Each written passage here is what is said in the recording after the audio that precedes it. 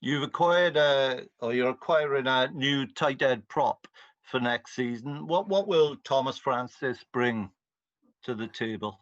I mean, obviously, from a playing point of view, we've got some good tight heads, and set piece is very important to us. I come from the Premiership, which obviously is how important set pieces in that. Um, so he'll obviously bring greater strength in depth in that. But I think the big thing above all else, which was so impressive when I spoke to him, was his ambition and want to help us move forward as a region, and the fact that he's a double Premiership winner and he's won Europe and he's been in a winning environment. I think the effect he has on the group is probably the most significant thing that I think he'll bring. Dan Lydiate is up next. For you, is he playing test standard rugby right now? I think so. I think he's been absolutely brilliant. I mean, you talk about the resurgence of what we're trying to do and the epitome of the stuff that we talked about earlier. I think Dan Lydiate's done that. I think that he's hit greater fitness markers than he's ever done. He's extremely fit, and that's an accolade to our program and our S&C department. He's enjoying himself. He's got a big smile on his face. He's leading by example and leading in areas of the game that he's renowned for. So, look, I've had dialogue with people around how they think he's going, and we want to push him because we want as many of our team to be pushing for international standard, because that shows probably the quality of player that we're trying to develop and trying to recruit. How relevant is his age, Toby, to such deliberations? Well, if you're asking the lady, they'd say it's just a number, wouldn't they? So from my point of view, it's about capability. I'm sure people raised a few eyebrows when Stephen Myler walked through the door at 36 years old. But if you look at what he's doing for us, and I know that, I mean, I see an English fly half on scrum 5, so that's probably a good thing, I would imagine, as reassurance for that we've made the right decision there. So yeah, he defies it. The similarity is their professionalism and their appetite and their desire. They just love the game and they want to play. Webby, all these boys that Alan Wynne, the Justin Tipperick, the constant in them is they love to play and they love to compete. With Jack Morgan, who the Ospreys have been linked with this week, what is the latest on that? Well, Jack, I mean, obviously I saw that press. I mean, there's nothing to report, and we will report it as and when there is something to report. We obviously, as I said last week, are in the realms of assessing what we've got internally. We've had 6 months to do that. Fairly special season in circumstances, so that obviously plays a part. So part of the remit of what we're trying to do is obviously develop our squad. So we have to assess what we've got and whether they're going to help to move us forward.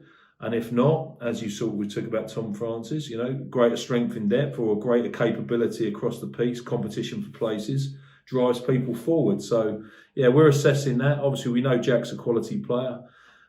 We have vested an interest in him for sure. But as I'm sure we have a number of people. But it's probably an example of wanting to, make the squad more robust, especially when we have to deliver so much to international programs. Yeah, last question from me really on George North. What have you made of his form, and is he doing anything different? Well, I can't say, first and foremost, I can't say whether he's doing anything different because I only know George North for as I know him. What I do see in him is a guy that's enjoying himself. He's coming into work today with a smile on his face, or every day with a smile on his face. He's proactive in meeting. He's enjoying himself, which probably reflects well on our culture.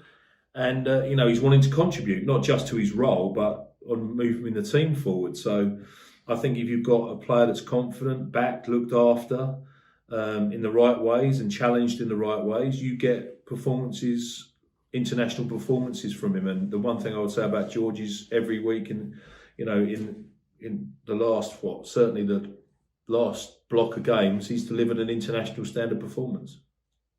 In terms of elite sport, Toby, you're still playing. Obviously, we're in a pandemic at the moment. There's a bit of an emergency. How conscious are you that you're privileged to be playing, but also I know you take your bubble very seriously in terms of the medics and the way it's done. Has anything been reinforced in the sort of the last week, similar to maybe what's happened in the football and the Premiership in England? Not so much last week. We had a conversation again about it actually leading into this. So before the Newport game, where we constantly review our processes. We constantly look at the consistency of what we've got, and prevention over cure. So that's just an underlying thing. But we were very deliberate on some messaging the week before, because the thing in Europe, obviously before we knew it was cancelled, is there's no rearrangement, so it becomes a default loss currently. And because we wanted to take the competition seriously, we basically reiterated of extra diligence and extra scrutiny and all the things to make sure that we weren't losing people 10 days prior to the Worcester game for Europe. So, from a logistical point of view, it was slightly different. The actions were exactly the same, but it gave us an opportunity to make sure we were trying to protect this fixture, these European fixtures, as much as we could, because there was obviously no second chance, because it becomes a cancellation and a default loss. And in a 4-game competition where you need to qualify, every point is vital. So, that was the extra scrutiny, if you like, and or awareness probably more than anything else. But we'll keep being as diligent as we can, and we've moved to split sites and done various bits. We've split meetings up to smaller groups. We've taken academy players that we're having a look at out of the bubble to make sure that the potential infection is reduced. So I'm sure it's what everybody else is doing, but we control what we can do and we take it very seriously. Final one for me. You mentioned a 35-year-old Stephen Myler on BBC Scrum 5. Will we this time next year see a 36, 37-year-old Steve Myler on Scrum 5?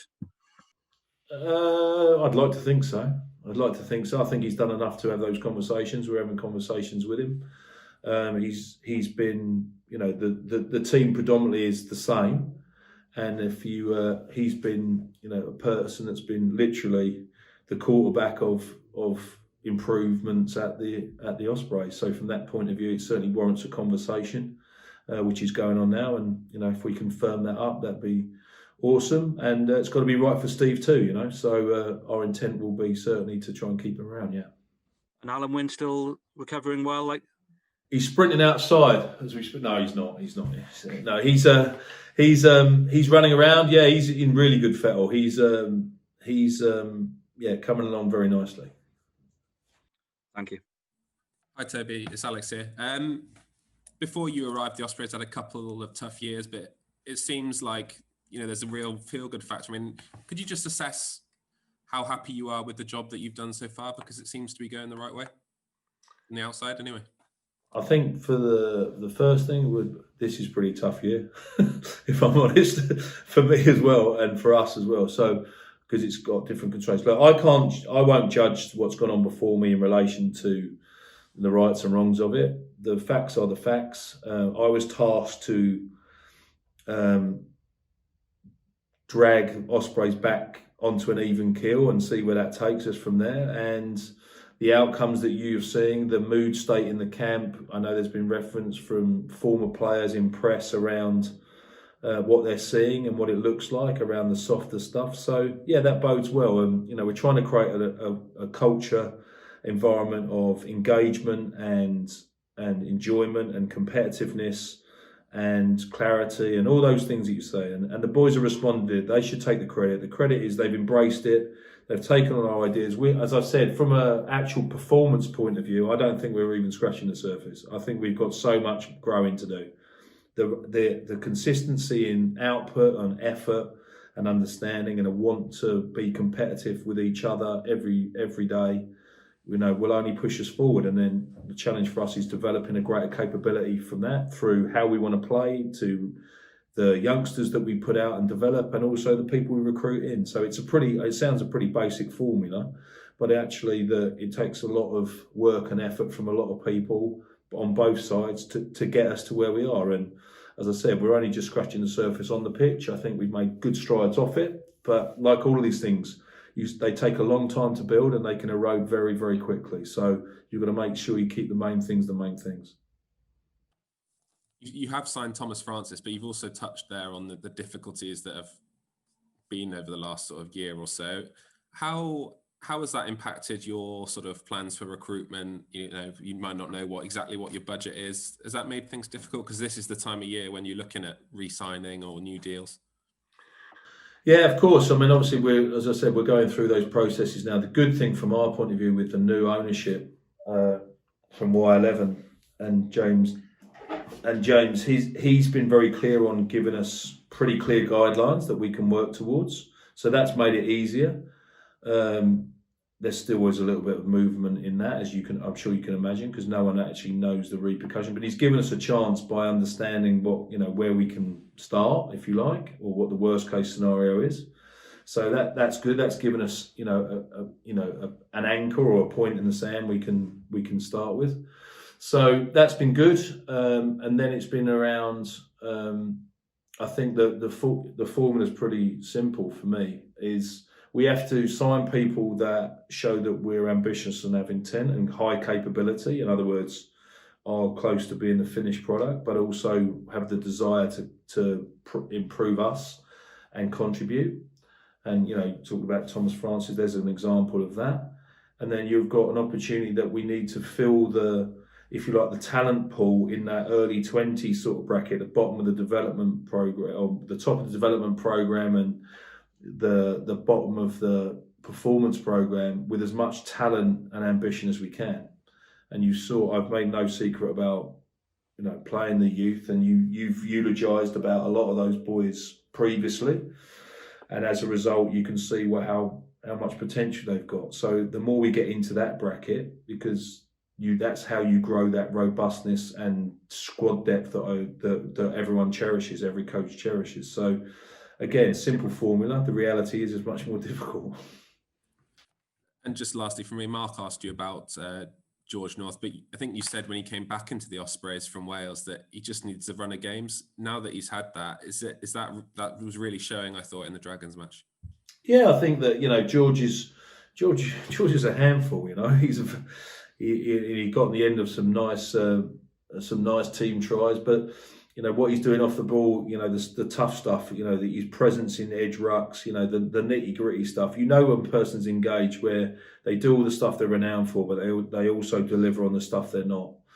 So those contact stuff, the ability to defend, the want to work off the ball, things like that. We're seeing him contributing to that, and with a smile on his face, and understands that that's as important as him finishing a try. So from that point of view, yeah, George is fully on board, which is great for us all.